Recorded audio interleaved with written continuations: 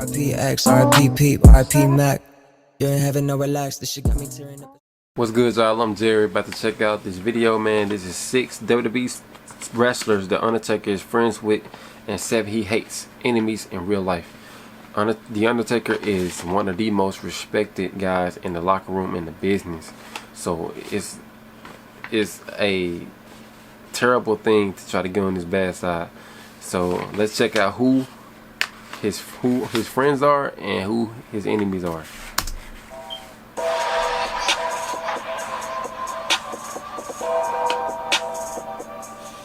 The Undertaker is one of the most respected figures in the wrestling industry, having been a main event player since his 1990 WWF debut. Absolutely. Along the way, he's made some friends as well as a few enemies. So join us now as WrestleMania looks at 6 of The Undertaker's closest friends and 7 on his hit list. Let's start off with friends. Number 1. Bret Hart. The excellence of execution earned The Undertaker's respect when Mark Calloway saw the way other WWE superstars looked up to Hart as a locker room leader, a role The Undertaker would eventually hold himself. The Hitman and the Deadman travelled together during their time in the company, and their friendship grew over the years, so much so that The Undertaker called out Vince McMahon after 1997's Montreal Screwjob and demanded that the WWF owner speak with Bret Hart face to face.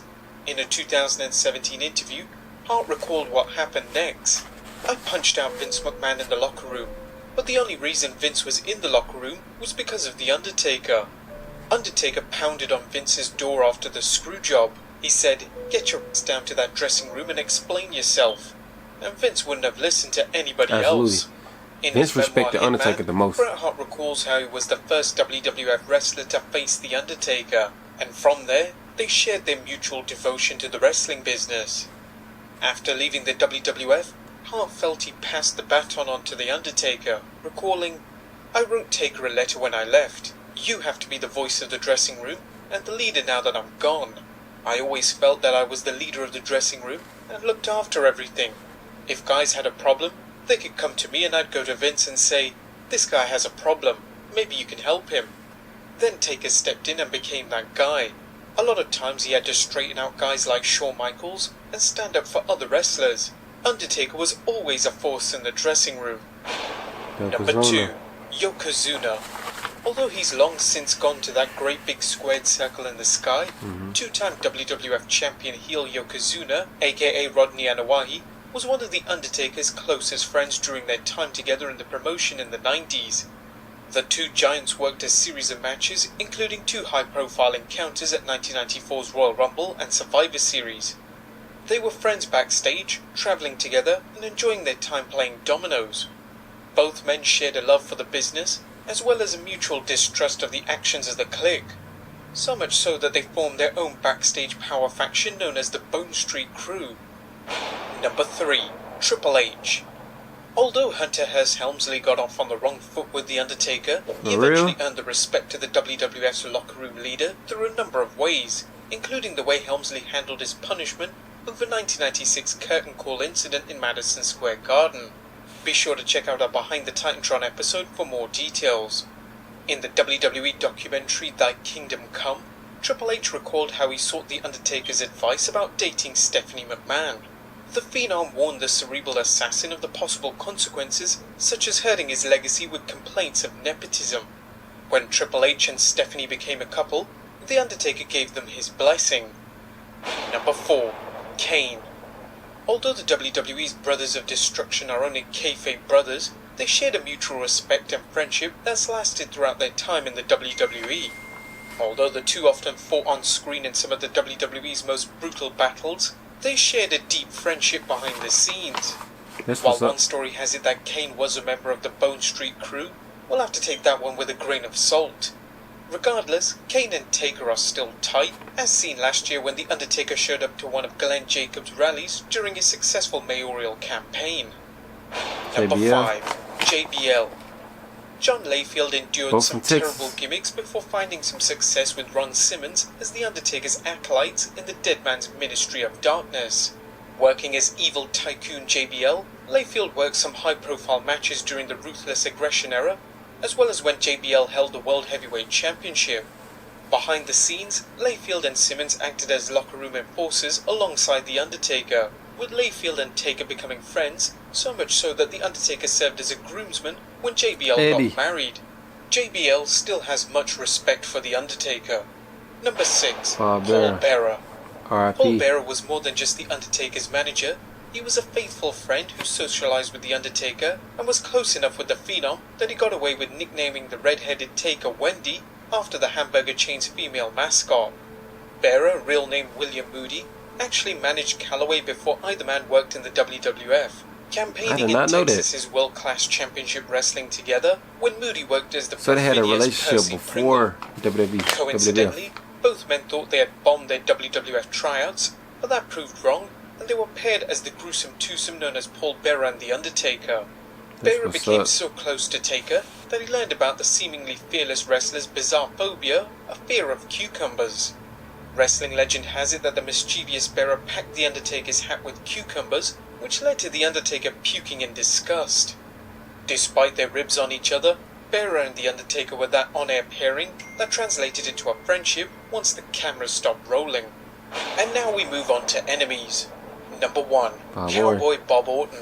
Second generation WWF I knew they had superstar an issue Cowboy with Bob 05. Orton Jr. returned to the WWE to help his son Randy Orton during the Legend Killer's campaign against The Undertaker.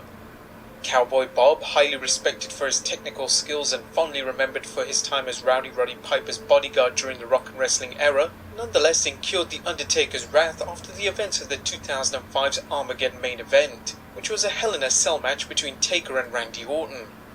The match was a bloody battle with all three men bleeding and The Undertaker emerging victorious. Unbeknownst to The Undertaker, Cowboy Bob Orton suffered from hepatitis C, a blood disease he could have infected The Undertaker with during the match. According to a 2011 story, the feud was set to culminate in a Hell in a Cell match. In the weeks before the match, Bob tested positive for hepatitis C, a blood-borne liver illness. He explained that he tested positive as a teenager, never developed any symptoms, and pretty much forgot about it that day. Nonetheless, WWE Vice President of Talent Relations John Laurinaitis knew about the hepatitis C and that all three men would bleed during the match, failing to inform The Undertaker. The Undertaker did not learn about Bob's condition until the WWE doctor informed him after the match. To no one's surprise, The Undertaker was extremely upset about this blatant disregard of protecting your opponent, and Cowboy Bob Orton Jr. was fired less than 2 months later. Incredibly, John Laurinaitis avoided any punishment, and thankfully, The Undertaker did not contract hepatitis C. Number 2. John Laurinaitis. It should go without saying, but The Undertaker was not happy with Laurinaitis for withholding medical information from him prior to the match. Rumour has it that it almost led to the former Dynamic Dude losing his cushy WWE gig. Number 3. King Mabel. R.I.P. The 500-pound former man on a mission who would be king of the ring saw an unlikely push in 1995 when Vince McMahon searched desperately for a monster heel to pit his baby faces against. Regrettably, McMahon chose Mabel, a big man who looked the part of a menacing heel, but who lacked the fundamentals of wrestling, particularly the concept of working matches without hurting your opponent. After winning 1995's King of the Ring, King Mabel worked a program with the Phenom, injuring him during a match when he hit a leg drop on The Undertaker's face. The Undertaker suffered a broken orbital bone, resulting in a 2-month absence from the ring, an absence that some believe led to Mabel's exodus from the WWF 6 months later. Number 4. Melina. Former WWE superstar Melina Perez went from managing the tag team M&M to becoming a multiple-time women's champion and Divas champion. Although Perez's in-ring skills were highly regarded, she was considered a heat magnet backstage for a number of reasons. Melina rubbed people the wrong way, as seen when Lita kicked her out of the women's locker room, forcing her to dress in the hallway, or her numerous real-life beefs with fellow female performers such as Mickie James, Trish Stratus, Tiffany, and Michelle McCool. Not only did Melina rub some people the wrong way, but she rubbed the wrong people the right way, as seen with her alleged affair with the Animal Batista when Melina was still dating Johnny Nitro.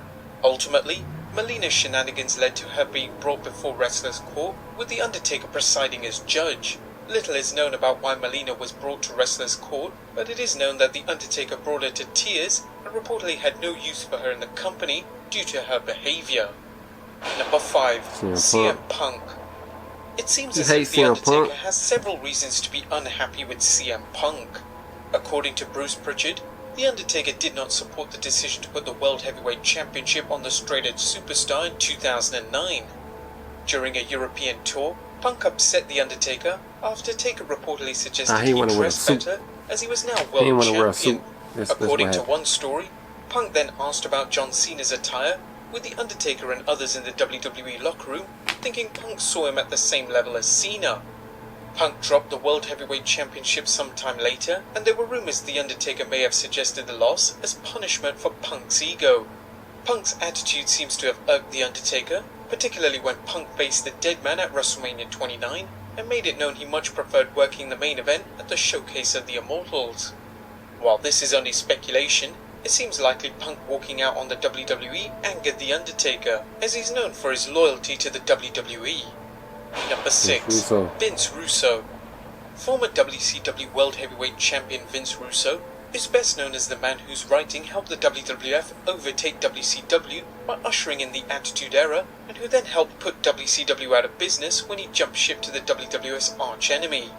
During his time in the WWF, Russo was involved in some of the most exciting storylines at the time, but he was unaware that his work had brought backstage heat from The Undertaker. During an episode of his Nuclear Heat podcast, Russo discussed his exit from the WWF, the discovery that The Undertaker had heat with him because Russo put him into high-impact matches when Taker was working hurt. Damn. I found out through Terry Taylor that I had a little bit of heat with Taker. Terry said to me, he told me he always asked him to work when he was hurt. You used to expect him to work when he was hurt. That really hurt me. I respected The Undertaker more than anyone else. I would never in my wildest dreams ask somebody to work a match if they were hurt. I said, with all due respect, Taker never told me he was hurt. Despite the heat, Russo praised The Undertaker during the podcast, saying, I never saw Taker get mad, lose his temper, act unprofessional, or allow himself to show his emotions. I'm sure he did in closed-doors meetings with Vince McMahon and the members of the roster. He led by example. And number 7, all of WCW. Long-time fans will recall Mark Calloway's troubled run in WCW, with the promotion failing to properly utilize his talents and Booker Ole Anderson telling him he had no future in the business. That alone might explain Taker's white-hot hatred for Ted Turner's Atlanta-based promotion, but things jumped to the next level when WCW aggressively aimed at putting the WWF out of business. Wrestling lore has it that The Undertaker hated WCW and anyone working for the company at the time. And that's a mighty big list in retrospect, and it may explain why The Undertaker turned down an offer to go there in 2000, although that story remains up for debate. Well guys, there you have it. 6 wrestlers The Undertaker is friends with, and 7 members on his hit list. Did any... Alright y'all, great video, man. I couldn't believe some of these names that was on this list that that he hated. Anyway, let me know what y'all thought of the video, and I'll see y'all next time. Peace.